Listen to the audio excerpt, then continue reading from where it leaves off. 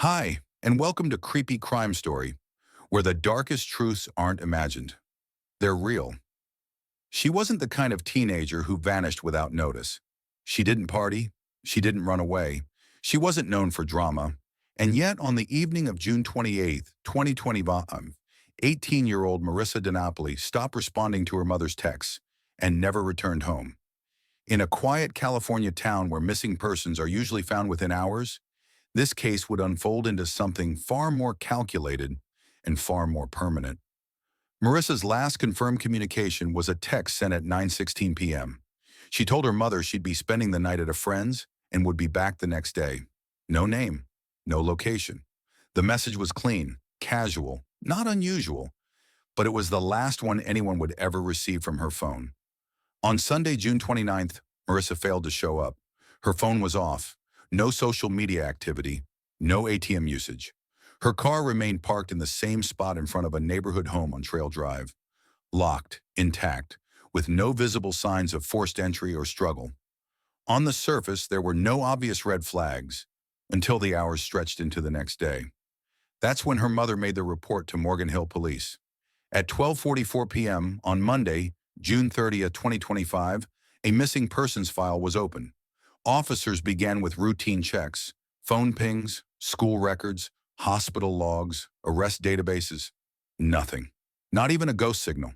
This wasn't just a matter of a teen who'd gone silent. This was a blackout. Marissa's phone had gone dark just before 11:30 a.m. on Sunday morning, nearly 14 hours after her last text. Location data prior to the shutoff traced to an area just outside Anderson Lake, 3.5 miles southeast of her last confirmed sighting. The zone had limited surveillance, no traffic cams, no major intersections, mostly parkland, brush, and water. That detail alone didn't prompt a criminal investigation, but to investigators familiar with abduction timelines, the pattern was unsettling. A young woman out of contact for over 48 hours. No activity. A digital trail that dead-ended near a remote area.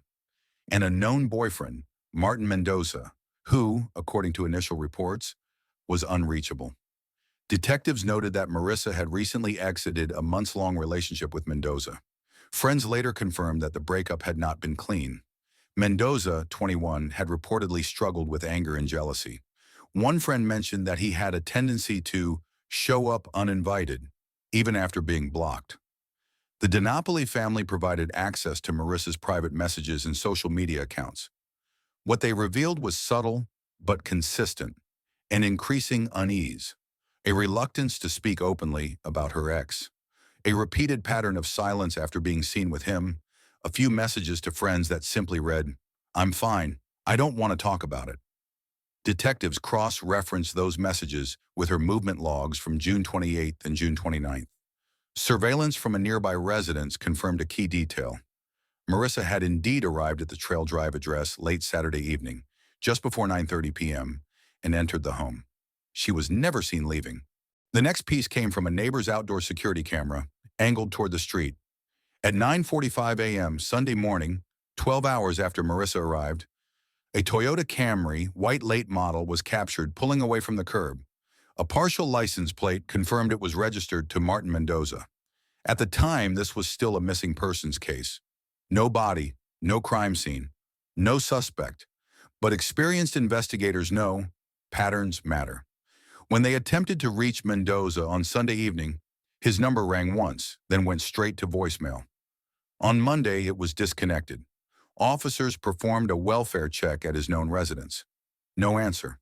No vehicle in the driveway. According to neighbors, they hadn't seen him all weekend. It wasn't long before detectives pulled Marissa's full cell tower log. One hit stood out. Between 10:58 and 11:22 a.m. on June 29th, her device connected to a tower less than 500 yards from the Anderson Lake overpass, an area known for its blind spots and minimal foot traffic. That was the last time her phone was ever online. At this stage, there were no forensic discoveries, no signs of violence, no forensic anomalies. But investigators knew the timeline had tightened. The working theory shifted from voluntary disappearance to possible foul play. The case was reclassified within 24 hours, from missing adult to suspicious circumstances. Search teams were activated. The zone around Anderson Lake was mapped for a full search and rescue grid. Drones were launched. Dogs were brought in. The family was informed, but media was not yet notified. The decision was tactical. Investigators wanted to track Mendoza quietly. Any attention might drive him further underground. That effort failed. By July 2nd, he was gone. And at 6:42 p.m. that same day, a local hiker notified rangers after spotting what appeared to be a human leg under the south end of the Anderson Lake Bridge. The body was found lodged between two support columns, partially submerged, face down, wearing denim jeans and a faded sweatshirt. No ID, no bag, no phone. Fingerprints later confirmed the identity. Marissa DiNapoli had been found. By July 4th, 2025, the Santa Clara County Sheriff's Office had confirmed the identity of the body discovered beneath the Anderson Lake Bridge as Marissa DiNapoli, age 18. Her death was classified as homicide by manual strangulation. The condition of the remains indicated she had likely died within 24 to 36 hours of her last known location ping, aligning with Sunday morning, June 29th. For investigators, the next step was not simply to grieve the loss. It was to establish a timeline, isolate movements, and identify control patterns. Marissa's final hours would not be reconstructed through witnesses or confessions. They would be rebuilt through devices, metadata, and behavior. The focus immediately turned to Martin Mendoza. Martin was a known associate, the last confirmed contact, and had a history with the victim. A search warrant was approved for his digital records within 12 hours of the positive ID. By the time the autopsy report was filed, a team was already analyzing phone logs, archived texts, app data, and deleted content from both his and Marissa's linked devices. The connection between the two had ended formally in early May, but digital evidence showed that communication continued, inconsistently and often one-sided. Over a period of 6 weeks, Marissa had blocked and unblocked Mendoza's number 4 times. Each block followed a conversation containing veiled threats or excessive messaging activity, more than 20 texts in under an hour. On June 26, 2 days before Marissa's disappearance, Mendoza messaged her through Instagram. The conversation began with a seemingly benign request to talk one last time. The chat logs indicated hesitancy on her part. He responded with, "I just want closure. You know where I'll be. No pressure."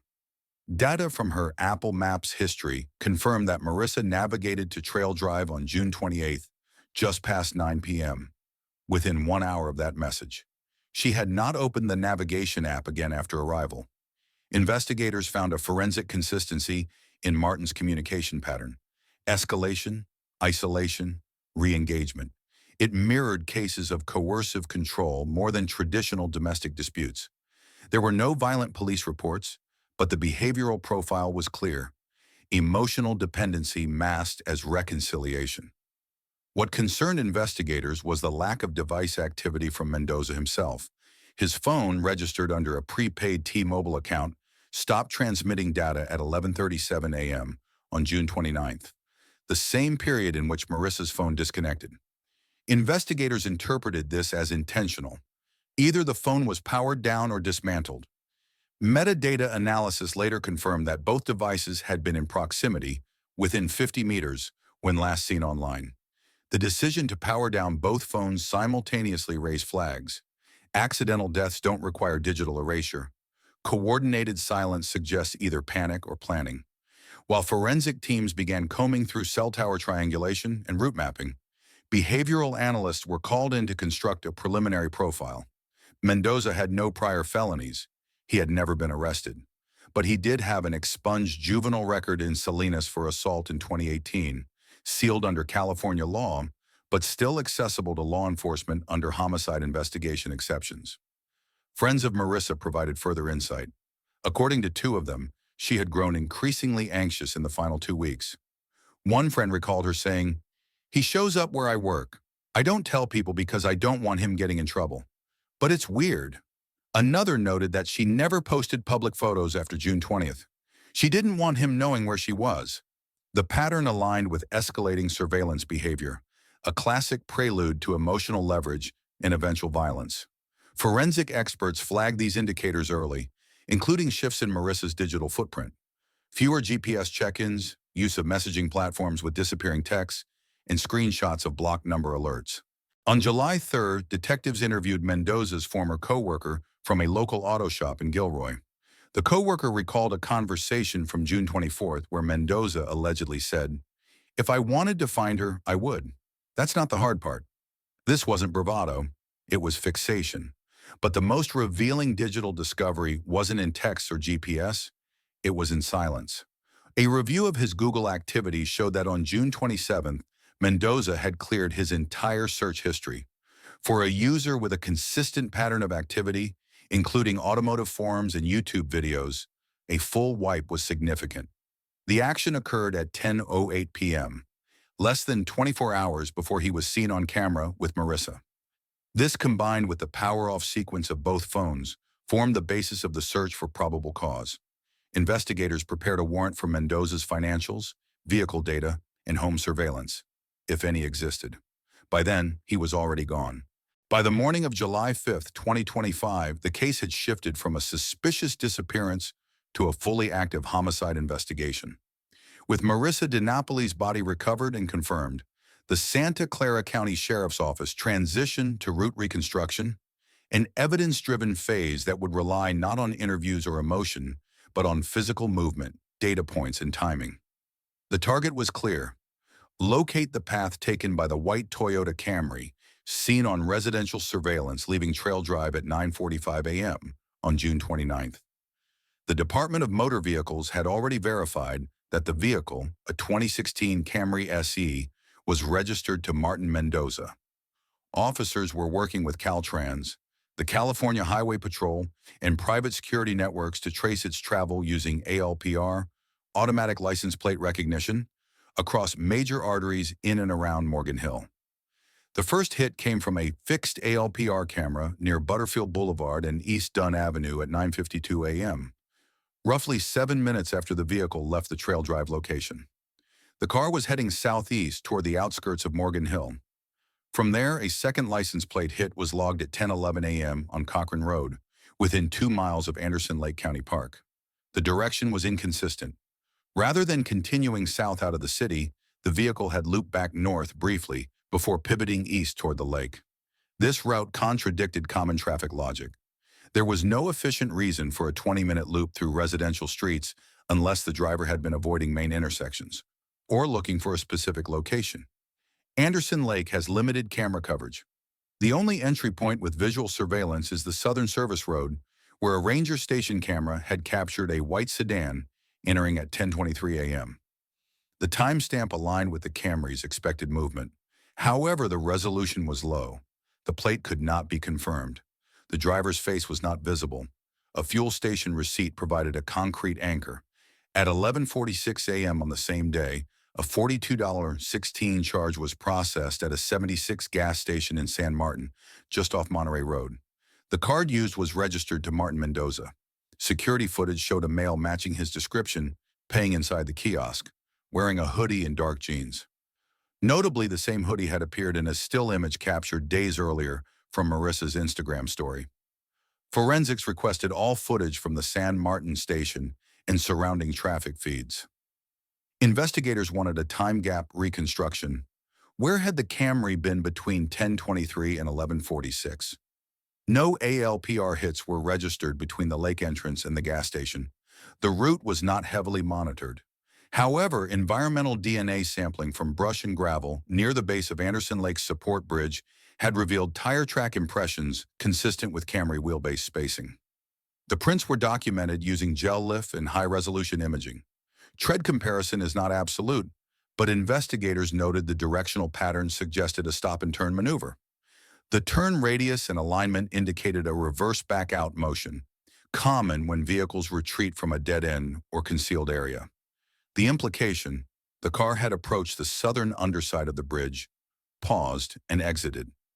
The timing of the route also correlated with the last known signal from Marissa DiNapoli's phone. Based on tower data, her device pinged the Anderson Lake sector at 11:22 a.m. before permanently going offline. There was no footage of her leaving the Trail Drive property. There was no footage of her at the gas station. There was no further record of her phone connecting after the 11:22 a.m. mark. This narrowed the possible window of death and disposal to a 60-minute period between 10:30 and 11:30 a.m. on June 29th. Investigators cross-referenced a database of cell phone metadata from that sector, filtering devices active during the 1-hour interval. Only one device registered motion matching the Camry's route between Trail Drive and Anderson Lake. It belonged to Martin Mendoza. That confirmation was enough to elevate him from person of interest to primary suspect. Detectives reviewed traffic data for his known travel history. Prior to June 29th, Mendoza had never visited Anderson Lake based on toll pass logs, cell tower usage, or license plate hits. The drive was not part of his routine. No social media posts, shared location tags, or historical GPS placed him near that sector in the previous 6 months. So why that location? Why that timing? Veteran investigator Jenna Roth, lead on the forensic coordination team, phrased it directly. It was remote, not random. He didn't stumble across the lake. He selected it. But even more critical than where he went was where he didn't.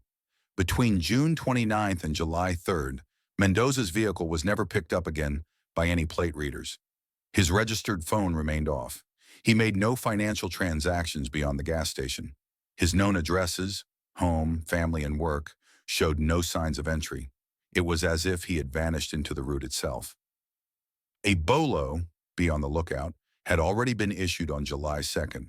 The DMV flagged the Camry as associated with an active homicide case. By July 5th, the California Highway Patrol extended the alert to Nevada and Arizona. Border Patrol stations were notified. Surveillance teams flagged car dealerships, auto salvage lots, and private sellers in the Bay Area in case of an attempted vehicle dump or resale. Meanwhile, the Camry remained missing, but investigators were less focused on finding the car. They needed to trace intent. Where the car went said something, but where it stopped, that would matter more. Behind every route taken in a murder investigation lies the same question. Was this escape or calculation? At 8:14 a.m. on July 3, 2025, the autopsy of Marissa DiNapoli began at the Santa Clara County Medical Examiner's office. The initial external examination was conducted by lead forensic pathologist, Dr. Helena Burke. The objective was to determine cause of death, assess time of death alignment with digital data, and evaluate for signs of struggle or restraint. Marissa's body had been recovered 40 hours earlier, located face down beneath the Anderson Lake Bridge structure. Environmental conditions included high humidity, partial submersion, and sun exposure. The position of the body was consistent with secondary placement, meaning the location was not the scene of the murder, but where the body was deposited. Livor mortis patterns supported this conclusion. The pooled blood was concentrated in the anterior torso and thighs, inconsistent with the final prone position in which the body was discovered. This detail confirmed that Marissa had died elsewhere and had been moved post-mortem. The autopsy found prominent ligature abrasions on the anterior neck, 2 parallel lines approximately 8 millimeters apart, with visible contusions at both pressure points. The marks were consistent with a synthetic cord or strap material applied with downward force from behind. There were no fractures to the hyoid bone, but bruising around the strap muscles suggested prolonged compression, typically associated with manual control rather than a single violent pull. Time of death based on internal temperature, gastric contents, and early decomposition markers was estimated between 10:45 a.m. and 12:15 p.m. on June 29th. That matched the previously established window of Marissa's phone shutdown and the fuel station sighting of the suspect. Toxicology returned negative. No drugs, alcohol, or sedatives were detected. There were no defensive wounds on the arms or under the nails, but abrasions on the knees and outer thigh indicated forced movement across uneven ground prior to final placement. Swabs from the neck area and fingernails were preserved for DNA comparison, though no foreign biological material was recovered in preliminary analysis. Trace material taken from her sweatshirt revealed particulate consistent with granite dust and coarse sand, both present in the soil composition at the underside of the bridge.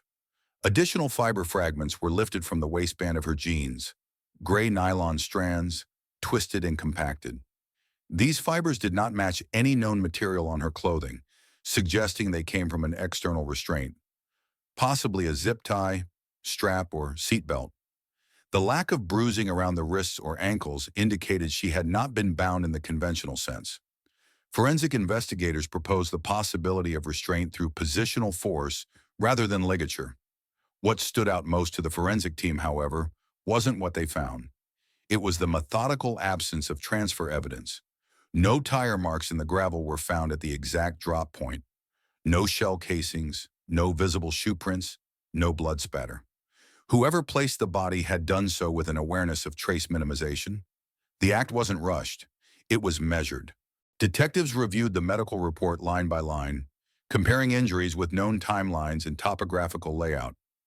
The granularity of the soil sample beneath Marissa's body aligned with a 12-foot radius around the south support column, pinpointing the specific section where the body was laid. This allowed forensic mapping to be overlaid on ALPR data and environmental scans. The resulting pattern revealed one clear point of vehicle access that would not have been visible from the road or ranger station. A small, unpaved path, partially obscured by overgrown brush, provided access from the east end, consistent with the suspected Camry's width and clearance. From a procedural standpoint, the autopsy changed the tone of the investigation. It transitioned the case from theory to biological fact. Cause of death: ligature strangulation. Manner of death: homicide. Time of death: precisely within the window matched by digital forensic data. Investigators now had three aligned pillars: time, location, and cause, all verifiable, and all pointing in the same direction. But even with the science documented, the emotional weight of the findings wasn't lost on the team. There's something inherently unsettling about evidence that confirms control. When a body tells you that it wasn't just killed, but silenced, without chaos, without noise, that's when the investigators begin to understand the kind of offender they're dealing with. Cold, deliberate, dispassionate. What happened under that bridge wasn't rage, it was resolve. By July 4th, 2025, authorities had the body, the timeline, and a confirmed cause of death. But the suspect was still gone. And to investigators, that absence wasn't a mystery, it was a strategy. When someone vanishes after a homicide, you don't just follow where they might go. You follow how they think.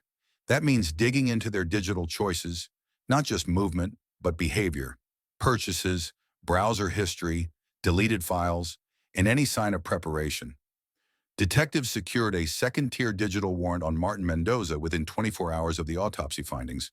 This expanded scope granted access to purchase records, online accounts, backup cloud files, and third-party payment platforms tied to his email and known aliases. The first anomaly wasn't what he bought, but what he didn't. For someone without a job since early June, Mendoza had no employment deposits, no ATM withdrawals, and no gas purchases outside the one recorded at the San Martin 76 station at 11:46 a.m. on June 29th. After that, silence. But the review of his pre-crime financial activity told a different story. On June 27th, 2 days before Marissa disappeared, he purchased a burner phone from a corner store in Gilroy using cash. The clerk couldn't recall the conversation, but receipts confirmed the model. Low end, no GPS, pay as you go. Detectives cross-checked local tower data to look for devices connecting to the same sectors during the hours surrounding Marissa's final movements. One unidentified signal appeared twice in the Anderson Lake vicinity, once at 10:18 a.m. and again at 12:02 p.m., then never again.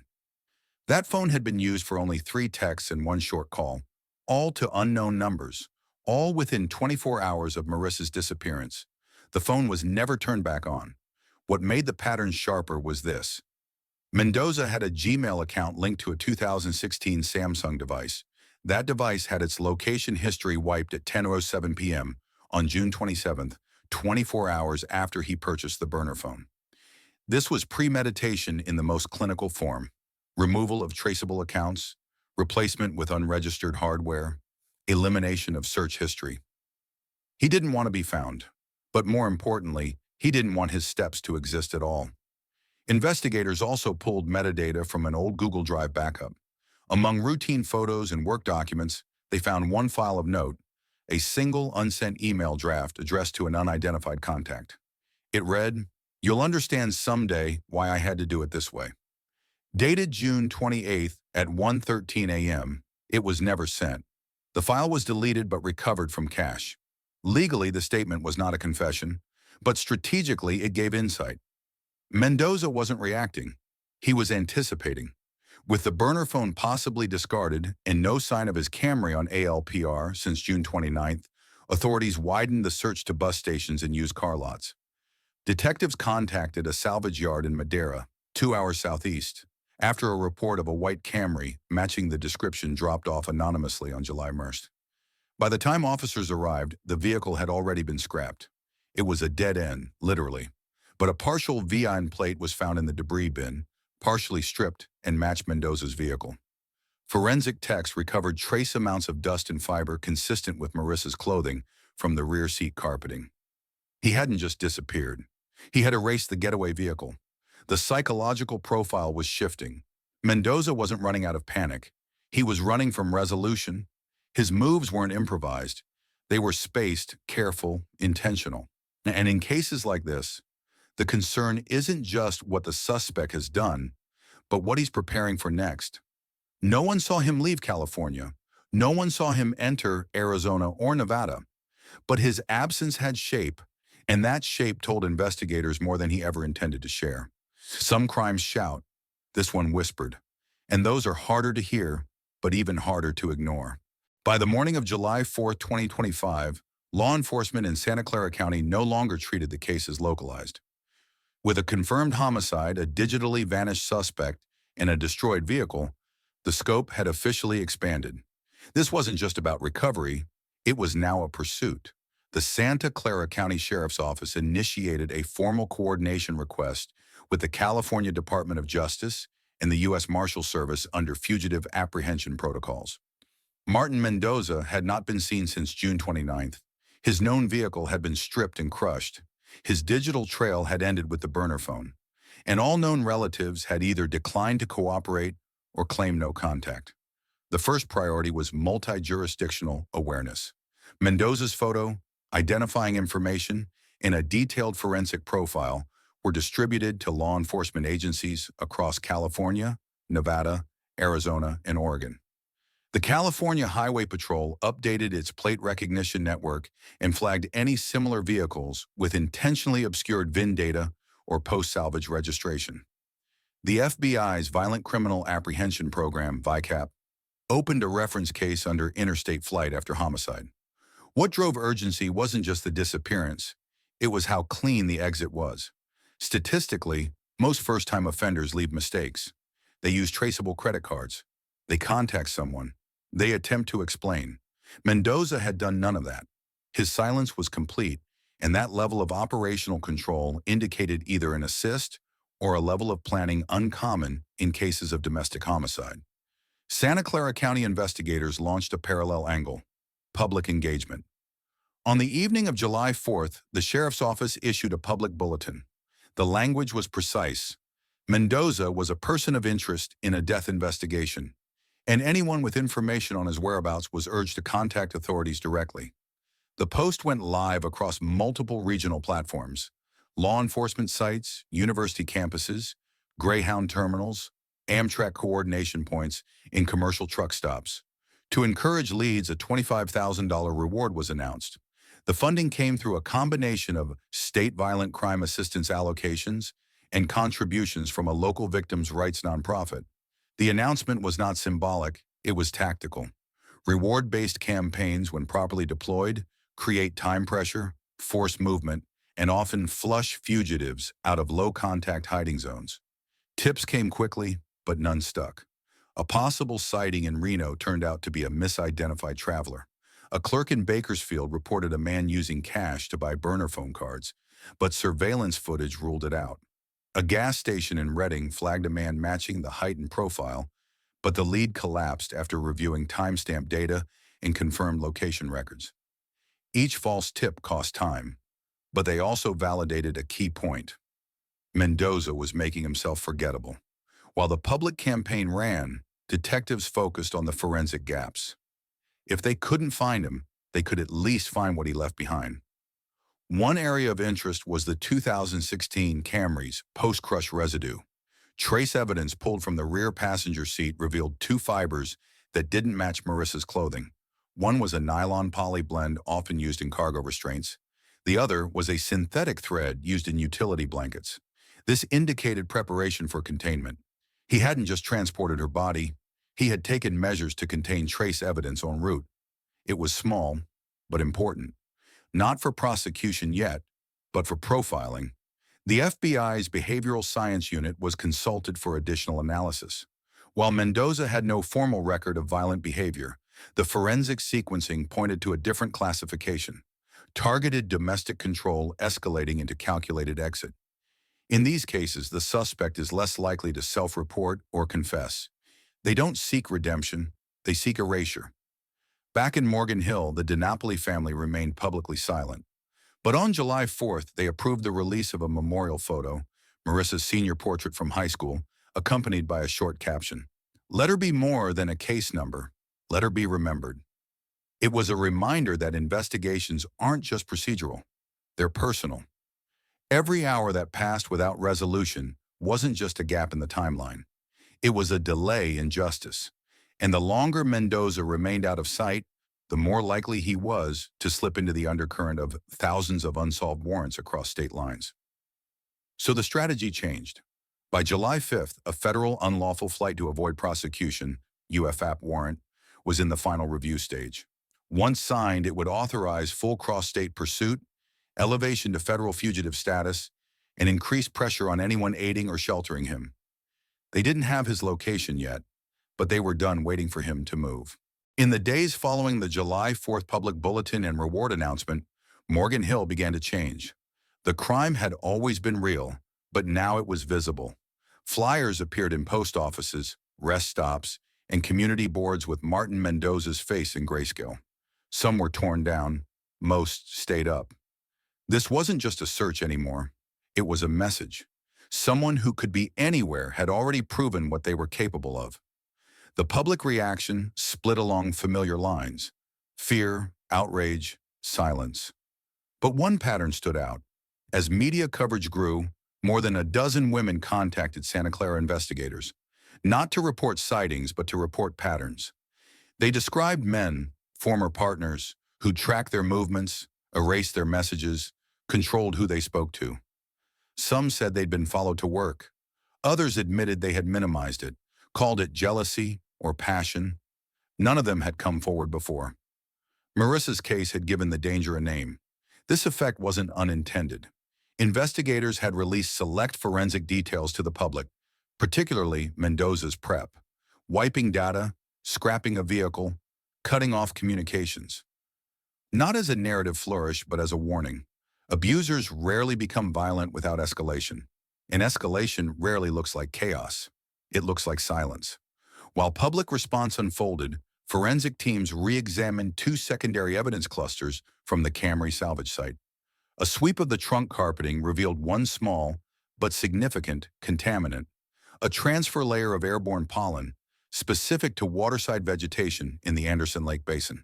This confirmed that the body had not been wrapped or sealed fully during transport. The containment was basic, but incomplete. Why that mattered was procedural.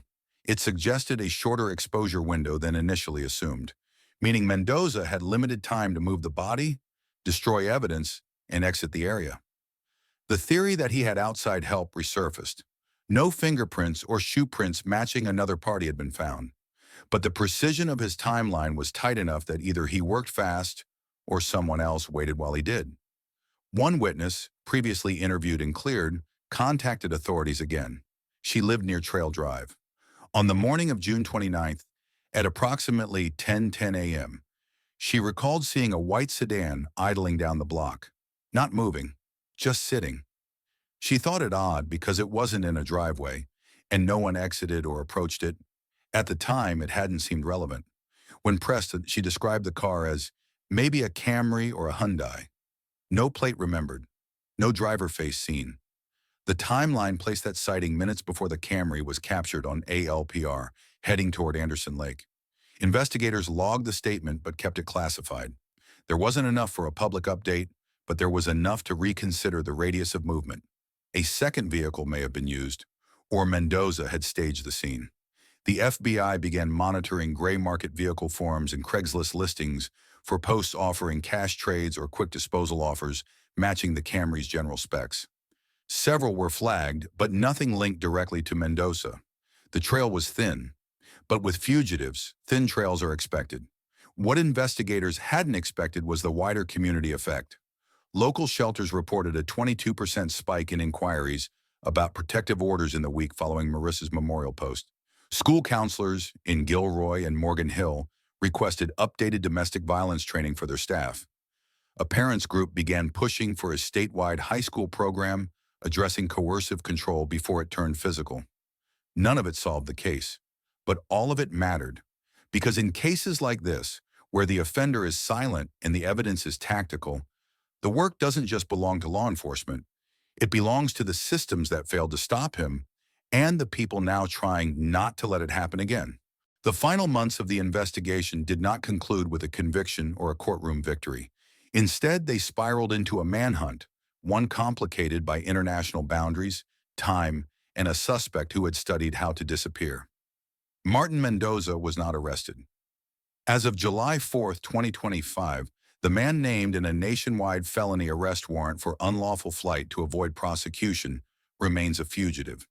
He has been charged in Riverside County with the murder of Marissa Christina Wang, but has not yet faced a judge, a jury, or the public reckoning this case demands. After Marissa's remains were identified in February 2024, investigators secured a charge against Mendoza and issued a bench warrant. Yet days before the official announcement, Mendoza vanished. He left behind no digital footprints, no credit card use, no communication through known devices. His last confirmed sighting was in late January 2024 in Southern California. That is when his trail went cold. What followed was a meticulous reconstruction of his potential escape route. Using forensic cell tower data, flight records, and interviews with distant relatives, the FBI and local authorities developed a theory that Mendoza may have fled to Mexico, possibly aided by individuals with familial connections across the border. The unlawful flight to avoid prosecution, UFAP warrant, issued by the U.S. District Court in California in March 2024, enabled federal authorities to request international cooperation through Interpol and the U.S. Marshal Service. But jurisdiction has its limits. While investigators can issue warrants, share intelligence, and coordinate with foreign agencies, extradition is not automatic, especially when a suspect holds dual citizenship or has crossed borders under assumed identities. As of this writing, there is no public confirmation that Mendoza has been located. Instead, the legal system has had to pause. Without closure for the victim's family, without a verdict, and without a face to confront in court. Justice for now remains postponed. Still, the case is far from dormant. What it left behind is an extensive evidentiary trail that may yet bring him to trial. Among the key findings, digital evidence tied Mendoza's movements to the last known hours of Marissa's life. GPS tracking from her vehicle showed it parked near his residence during the time she was last seen alive. Forensic analysis of Marissa's car revealed trace blood evidence, later confirmed to be hers, with DNA consistent with trauma sustained prior to her death. Autopsy results, though limited by decomposition, indicated signs of violent trauma inconsistent with accidental death. The cause of death was ruled homicidal violence of unspecified means. Cell phone metadata placed Mendoza near the remote location in San Bernardino County, where Marissa's partial remains were recovered. His digital silence immediately after her disappearance raised further suspicion. Witnesses, including Marissa's close friend and her younger brother, provided corroborated accounts of Mendoza's controlling and possessive behavior, especially in the months before her disappearance. Handwritten notes found in Mendoza's apartment included references to vanishing clean and erasing mistakes. Though not a confession, they shaped the psychological profile later used in warrant affidavits. Yet no matter how compelling the evidence may be, until the suspect stands trial, the case remains classified as open and active. This isn't just a story of a young woman's life lost. It's a mirror held up to every overlooked red flag. Marissa was bright, trusting, and loved fiercely. But she was also isolated, first emotionally, then physically. What began as a relationship she believed was safe became a pattern of control. Texts analyzed in the investigation showed Mendoza discouraging her friendships, limiting her independence, and gaslighting her reality. One message, time-stamped just 3 weeks before she vanished, read, "You don't need anyone else. I'm the only one who understands you." That is how it begins. Not every dangerous partner arrives with a weapon. Many arrive with words, wrapped in affection, veiled as protection. By the time the control becomes visible to others, it can be too late. The warning signs in Marissa's case were subtle, but deadly. In the wake of this case, Marissa's family, alongside Riverside County advocates, launched a local awareness campaign in her name. See the signs, save a life. Its aim is simple: train teenagers, parents, and educators to recognize the behavioral patterns of coercive control and emotional isolation. Because by the time someone disappears, evidence may be all that remains. In school districts across Southern California, Marissa's story is now part of a teen safety curriculum, a digital toolkit compiled by victim advocates and shared in partnership with local law enforcement outlines what survivors can do if they feel unsafe in their relationships, even when there is no physical violence yet. This isn't the ending anyone wanted, but it is the legacy that survives. As the person chronicling this case, I've come to understand that true crime is rarely about monsters. It's about silence. It's about the slow erosion of trust, the systems that don't intervene fast enough, and the lives left in limbo when justice doesn't move as quickly as grief. Marissa Wang deserves more than a memorial. She deserves justice that is visible, measurable, and delivered. Until Martin Mendoza is found, that justice is still waiting.